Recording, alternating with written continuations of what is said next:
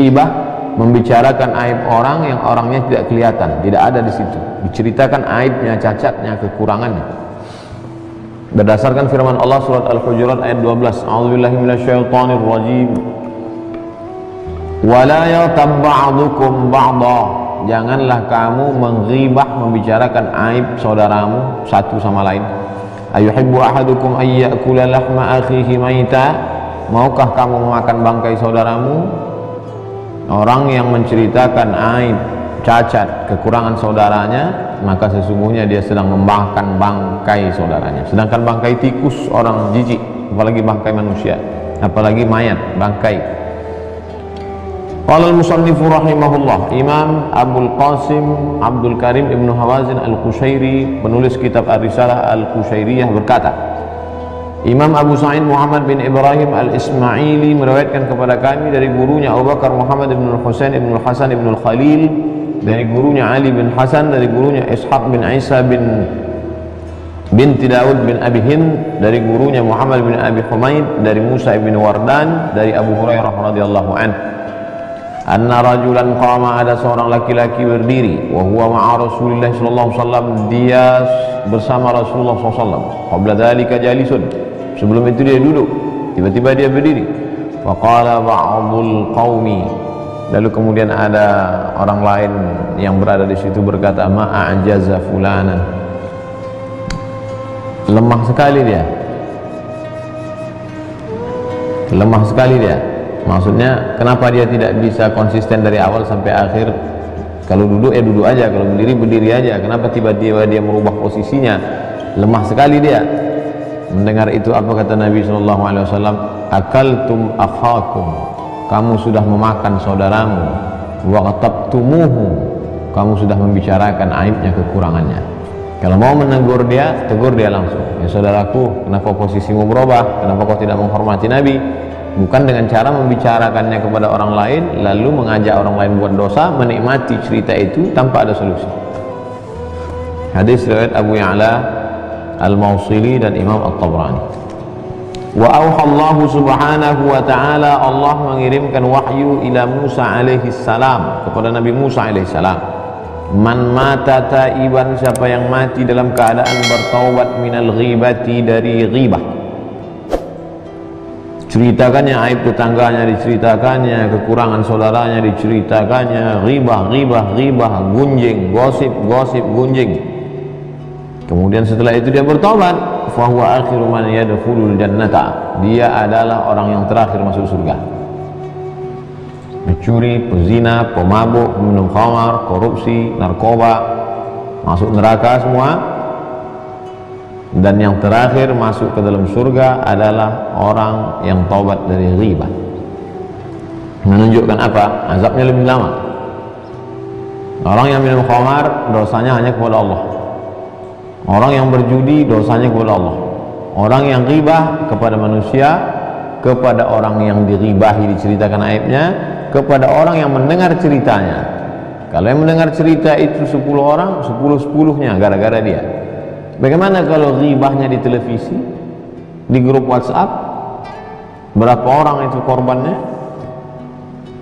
Wa man mata musirran 'alaiha, siapa yang mati dalam keadaan belum bertobat terus-menerus ghibah, fahuwa awwalu man yadkhulun nara, dialah orang pertama masuk neraka.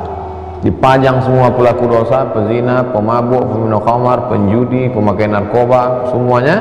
Siapa yang pertama kali masuk neraka? Orang yang melakukan ghibah. Dan kalau orang itu bertaubat, belakangan masuk surga. Hikmah menunjukkan azabnya luar biasa. Oleh sebab itu, apalagi di waktu-waktu kosong musim corona ini, tidak ada kegiatan, memang sedang di rumah, lockdown, PSBB, duduk tidak keluar, tapi sesungguhnya lidahnya tidak bicara, tapi tangannya tidak berhenti, kirim berita ke sana kemari, grup-grup, maka stop, karena ancaman yang begitu keras. Wa qala Auf, Auf berkata, dakhaltu ala Ibnu Sirin, saya menemui Imam Ibnu Sirin. Fatanawaltul Hajjaj, lalu saya menceritakan aib Hajjaj. Hajjaj ini adalah orang yang jahat, panglima perang, hobinya safakud dima, menumpahkan darah. Di akhir hayatnya Hajjaj ini luar biasa. Di akhir hayatnya Hajjaj ini sakit keras. Lalu kemudian Imam sahabat Nabi yang mulia Abdullah ibnu sahabat Nabi yang agung dan mulia bernama Anas bin Malik, dia sempat bertemu dengan Anas bin Malik. Kata dia, wahai Anas bin Malik, jangan doakan aku panjang umur, aku sudah tak tahan lagi azab ini. Membunuh aja hobinya, jahat dia memang. Ada saya tulis dalam buku 35 orang yang melewati mati sakaratul maut, mengerikan kematian Hajjaj. Sampai-sampai diikat daging di benang, mohon maaf, lalu kemudian dimasukkan dari duburnya. Setelah itu ditarik lagi, maka daging itu berulat. Jadi usus dia di dalam berulat. Makanya dia tak minta supaya disembuhkan dan minta panjang umur kepada sahabat Nabi Anas bin Malik, minta supaya cepat mati saja. Lalu kemudian Auf bercerita kepada Ibnu Sirin tentang Hajjaj itu orangnya jahat, Hajjaj itu begitu begini begitu.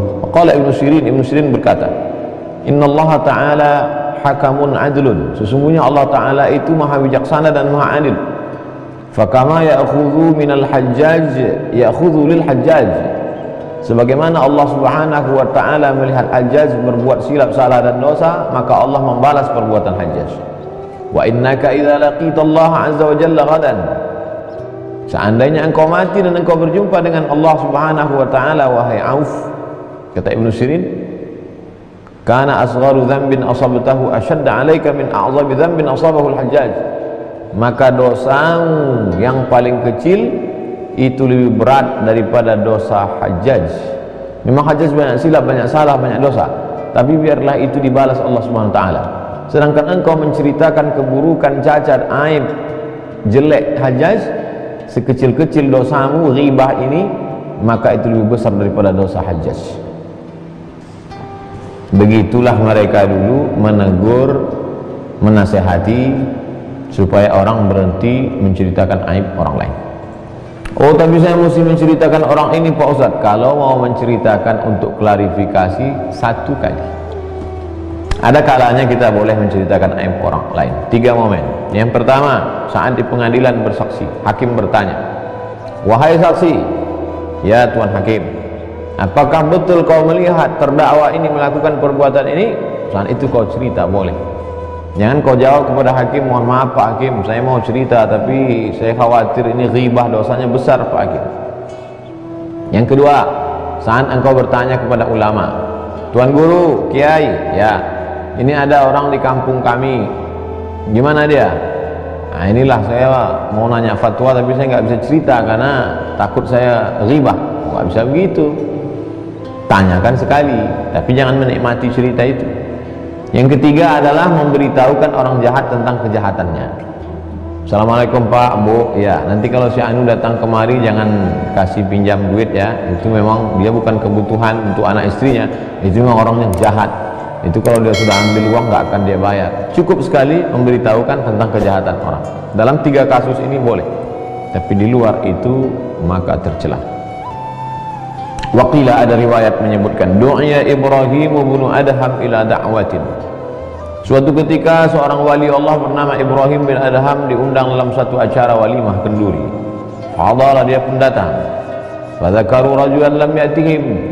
Ketika Imam Ibrahim bin Adham duduk bersama undangan, tiba-tiba tamu undangan itu menceritakan seseorang yang tidak hadir di situ. Wah, si Anu itu begini begini begini. Faqalu, mereka berkata, innahu saqil, itu orang itu berat sekali, parah sekali dia. Qala Ibrahim, apa kata Imam Ibrahim bin Adham? Innama fa'ala bi hadha nafsi,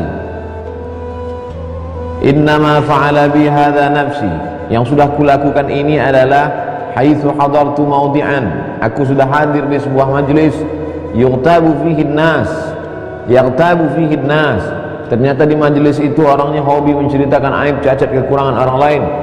Fakharaja, lalu kemudian Ibrahim bin Adham keluar dari majelis walimah itu, walam ya'kul salasata ayyamin, dia tidak makan 3 hari. Kenapa dia tidak makan 3 hari? Dia berpuasa. Kenapa dia berpuasa? Menebus silap salahnya, minta ampunnya kepada Allah Subhanahu wa taala.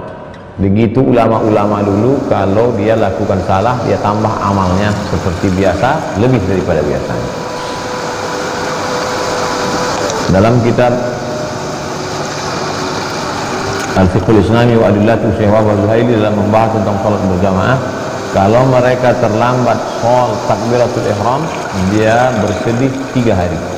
Kalau sampai terlambat 1 rakaat sholat jamaah, mereka bersedih 7 hari. Jadi mereka tambah untuk menghukum dirinya. Apa yang dilakukan Ibrahim Adham bukan ikut cerita aib orang lain, bukan menghabiskan waktu untuk menggunjing, menggosip, hanya sekedar silap salah duduk di majelis saja. Duduk di majelis itu, mendengar mereka, langsung keluar, tidak ikut ngomong, dihukumnya dirinya 3 hari. Oleh sebab itu kalau kita lihat majelis itu memang majelis orang yang suka menggunjing, merumpi, menggosip, maka baiknya tidak datang. Tapi dalam hadis dikatakan idza da'aka fa'ajibu, kalau kau diundang wajib datang. Memang betul, wajib datang, ada maslahat silaturahim, memperbaiki hubungan. Tapi di sana ada mudarat. Mudaratnya apa? Memakan bangkai saudara, habis amal ibadah. Kalau bertemu antara dua, mudarat dengan maslahat, negatif dengan positif, mana yang lebih didulukan? Darul mafasid muqaddam ala jalbil masalih. Menolak mudarat lebih dikedepankan, lebih diutamakan daripada mengambil manfaat.